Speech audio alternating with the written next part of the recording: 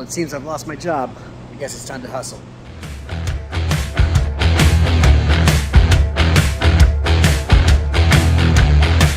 I'm taking really, really long, pointless flights.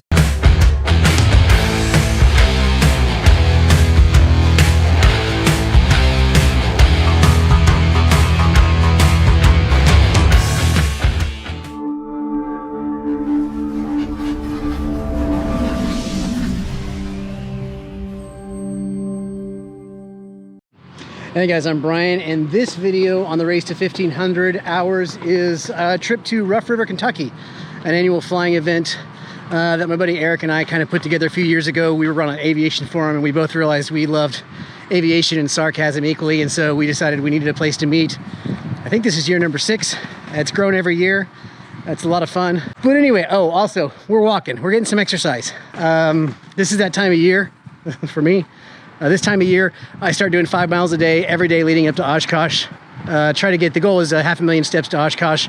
Also, this video is probably gonna have a lot of jump cuts because truth be told, I feel real stupid walking around my neighborhood carrying a camera. So if you see a jump cut, either I saw an old lady with a dog or a car or something and really quickly put the camera away just because I feel truly dumb. But I need the exercise, so we're gonna keep walking. All right, so the particular trip to Rough River is not super special. It was a great event. I had a good flight. But what kind of stands out about this particular flight is this would be my first time flying solo in, I guess, hard IMC. I don't know. People say, oh, I was in hard IMC. I don't know. To me, it's binary. You're in it or you're not. I am instrument rated. I have been for a few years. I don't know what most people's experience is with flying in IMC. I've flown in it with instructors. You probably know this one. I've flown in IMC in my Comanche, just getting up and down through layers. And I've flown through it plenty of times in the Cirrus where I had an autopilot. Mostly a lot of kind of in and out of these fluffy sort of clouds.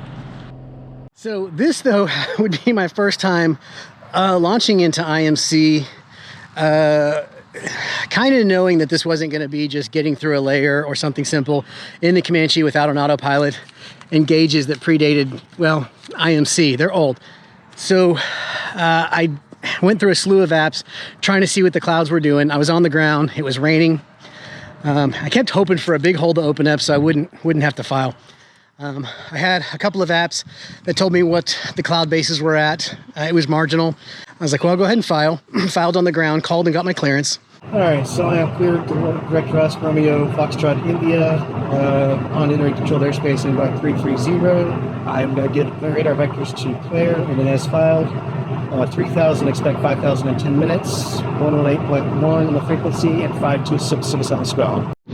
All right, so it's worth noting that I really waited until the very end of that 2-hour period before I called to get my release. I think I'm a proficient pilot. I think I'm a pretty good pilot, but I do maintain a healthy amount of self-doubt. And so really was hoping that it would just open up and that I wouldn't have to use the skills that I've worked hard to build. But I did. I went ahead, I got my release, and so I launched. And by the time I was on the downwind leg, I was fully into IMC.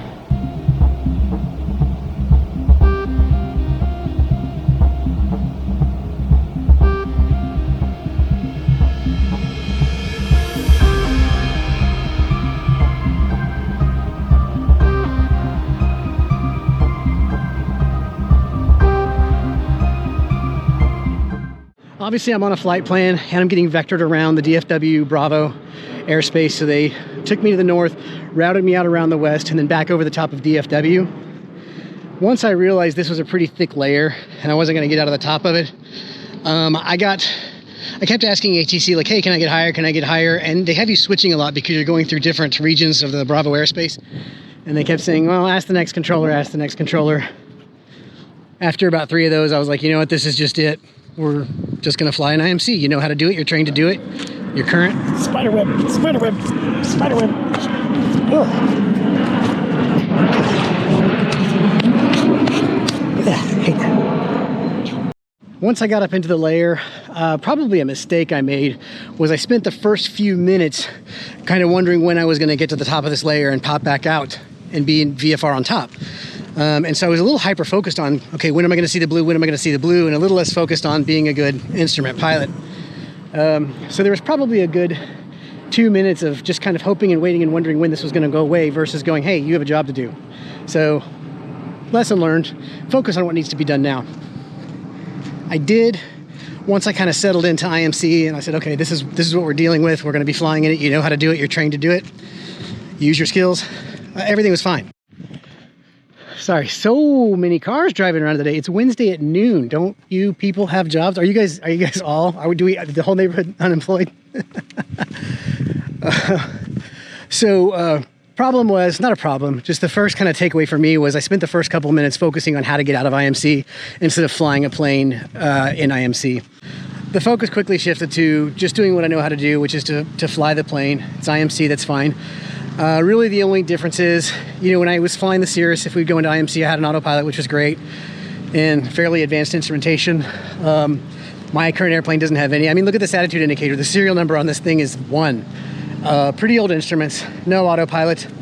And there's something that I kind of learned. I have a little, we're gonna do a little mini, I'm gonna call it a lesson, even though it's not a lesson, I'm not your instructor. I'm not your CFI, I'm just crying with a lie.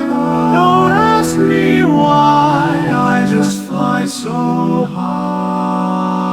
All right, so it goes out saying I'm not an instructor, but I learned something, and I don't mind sharing things that I've learned. I've been flying with a lot of people lately as I'm building time. Something that I'm seeing in some of the lower time pilots, I did when I was a lower time pilot. A super simple thing, and I asked for help because I realized I was doing it. So in the IMC video, you can see I go to change frequencies, and then when I look up, I'm at an angle and I'm diving. It startles you a little bit, looking up and going, oh, that's not what I thought I was. And you can start to see how people can get, you know, spatially disoriented or whatever. Really, really, really new pilots, let's call it 100 hours and below, do this thing, and I did it too, where you look that way and you turn that way. And then you look this way and you turn this way. The hand follows the head. Years ago, when I was a 200-hour lower pilot, I noticed that anytime I would do something, especially if it was the iPad, I'd look up and I'd be off my thing. I called my friend Spencer Suderman because he's the greatest pilot I know. I said, Spencer, I said, you've been flying a lot longer than I have. I said, I need a tip. I said, anytime I do something where I'm, you know, messing with something, looking at something, get some information, it's like 9 times out of 10, I look up and I'm off my line and banking, I'm diving or something. And he just goes, let go of the yoke, Brian. And that seems so simple. Like if I let go of the yoke, the plane's not going anywhere. It's trimmed. It's flying this way. So if I want to go update my flight plan, my hands aren't here, I need to do some stuff, I can spend a few seconds here making sure there's no traffic, whatever I need to do, doing all this super distracted pilot stuff. Okay, now I get everything set up. It's been 20 seconds, I look up. Oh man, I'm exactly where I left the plane. I'm straight and level, I'm not climbing, I'm not diving. Take your hand off the yoke. Assuming you got your plane trimmed out, I don't have an autopilot on this plane. Assuming you got your plane trimmed out, if you need to do something, especially if you're nervous and you're death gripping, if you're death gripping, you got a really tight connection now between the brain and the yoke and whatever you're doing. And so if I've got a really tight grip and I go over here, the body wants to go with it. So it's really, really simple. I'm not a better pilot than anybody else in the world, but I know I had that issue early on, and I certainly reverted back to it when I was in IMC, and I've seen it with some of the lower time pilots. Not a bad thing. It's a very normal thing. I see it all the time. And again, I'm not your instructor. Talk to your instructor about this. But it's something that now, here in VMC, when I'm doing things, first thing I do is I let go of the yoke and I go to my flight plan, I put in my procedures, I put in whatever I need to put in, and I come back and the plane's exactly where I left it. So just a tip, use it, don't use it. I'm not your instructor. I keep saying that because I've been through this before. But anyway, back to the video. So anyway, I hope that was helpful. So continue on. Now that I'm fully established in IMC, I'm going through the 7 stages of realizing that you're an instrument-rated pilot flying in instrument conditions. The first couple minutes was, what the hell am I doing? The second couple of minutes, there's a car coming. I'm not sure why, but a car just drove by, and you try to wave, but I was like, I have paper in my hand, and so I ended up giving them the peace sign, and they gave me the peace sign back. It'd be weird if the butterfly effect, and we just recreated the entire hippie movement. Oh yeah. 7 stages of IMC. So, you know, the first couple minutes I was like maybe in a little bit of denial, like, oh, this will just be a little thing, it's not a big deal. Then kind of, oh my God, a little bit of self-doubt. And then, you know, shutting that voice down really quickly because that's dangerous. And then flying for another hour in solid IMC, which actually turned out to be great. And I finally got to the point to where I was pretty excited. I was laser focused. I was like, all right, I'm gonna fly my first approach down to minimums. And so I got my approach set up, everything's looking good. I'm gonna go into Rusk County. They direct me to the initial approach fix.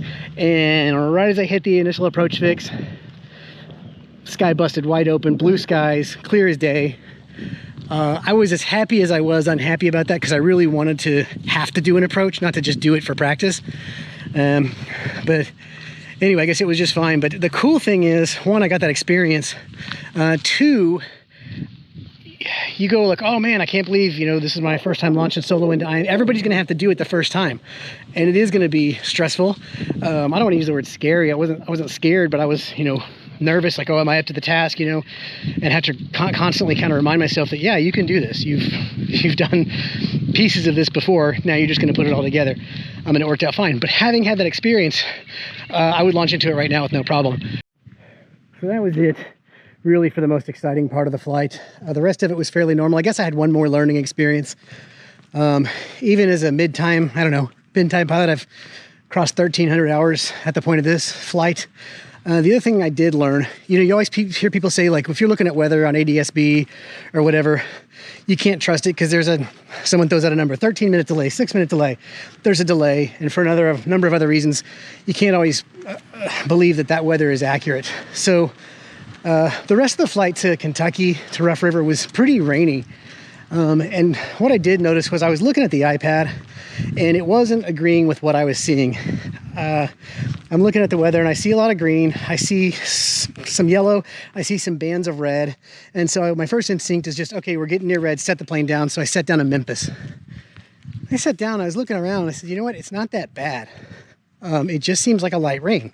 And I can see 10 miles in, you know, any direction. So I said, well, I'm gonna take off and just kind of get back up and see what I really see. And I was like, everything looked fine. So I got on my iPad and just plotted out 5 or 6 airports in a row and decided I would fly over them, stop at each one. If I could still see 10 miles, I'll keep on trucking. All right, so we've come up on the first bit of weather. I was trying to fly over the top of it. I was at 10,000. This is gonna suck. But I had 2 layers that were kind of converging, and it was getting just killing my eyes. It was just so white out. So I decided to get under it. I don't see anything on the radar. It says it's marginal. It looks like I'm about to fly into rain. But I'm actually still flying right over the top of an airport right now. I don't think I need to land. I'm gonna probably press on to Arkansas. As I was saying. Just getting my butt kicked there for a second. I'm now under the layers. I see a little bit of rain, not a lot. Mostly just really bumpy. It's like 19, gusting 27. Most of these airports are kind of reporting that range, so it's a little bumpy. Ironically, I'm under a layer over where I got stranded. Jonesboro is coming up. I may set down just because this is a little exhausting, but I may also do the leapfrog thing. Go to an airport, decide if I want to put down, go to the next airport, and kind of work my way through this system. Nothing dangerous, nothing illegal, just bumpy, and I can see pockets of rain, pockets of rain, pockets of rain, and gaps. But unfortunately, since I'm under it, I can't see what's building and what's on top of it. I don't know. I'm going to keep picking my way through it, because right now I don't see anything that's beyond my skill set. People always say, oh, you can't trust the weather. It may be way worse than it looks. In this particular situation, it was way better. So it was nothing but mist and light rain, and I came out the other side. So, and if you look at my track, it looks like I flew right through red. I don't know how high those reports go. Maybe that red was way up in the atmosphere. It's true. You can't exactly trust what you're seeing on your iPad. Maybe better, maybe worse. In this situation, it was better. I'm not telling you to go out and fly through the red. I'm not telling you to fly in any situation that you're not comfortable in, but it was definitely different than what was being reported. So the Kentucky thing was cool. Again, we do this every year. This was, I think I was there for 3 days. There's a runway, there's cabins all along the runway. And there's a couple of places where they have fire pits. So, you know, we hang out there and cook food over the fire. There's a little lodge at the top of the hill with a restaurant in it. We'll go in there and have a meal, and then we typically all hop in our planes and fly around. And at some point we'll usually fly to grab a meal and come back. So kind of a fun deal. We'll do it again. All right. The next flight is going to be California. Me and Derek and Kim from Boots Brigade73R Romeo are going to fly from Dallas to California to get a slice of pizza that they're telling me is worth flying from Dallas to California. We're already joking that, you know, you have your $100 hamburger, which is where you fly to go grab lunch. We're already calling this our $1,000 pizza slice. So we're going to be flying into Barron, which is just the coolest airplane. I got my multi in a Barron. And Derek's got this sweet Barron. And so he's an MEI. And so he gives me a little bit of instruction, and we do some, you know, crew type stuff. Oh.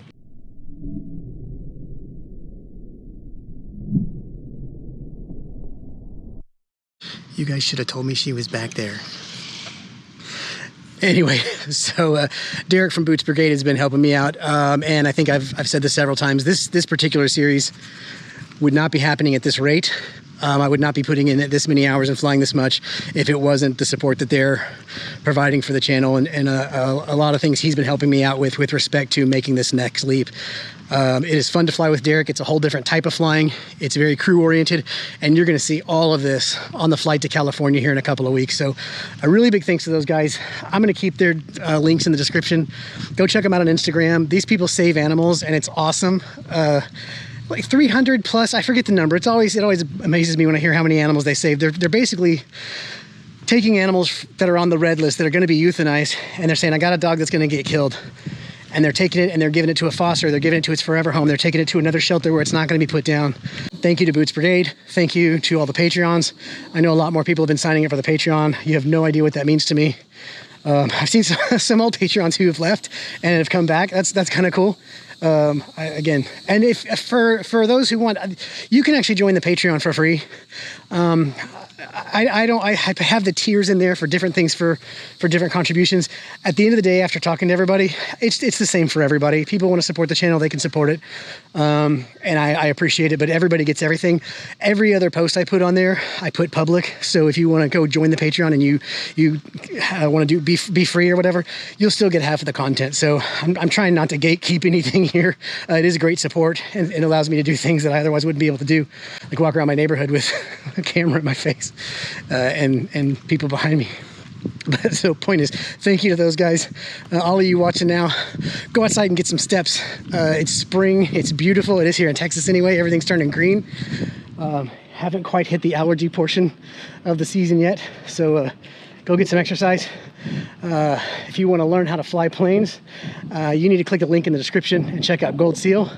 You guys fly smart, and I'll catch you in the next one.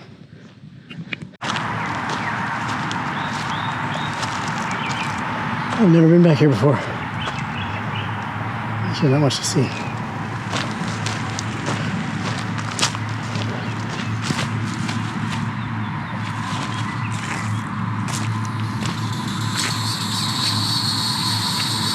I hope that's not a cat.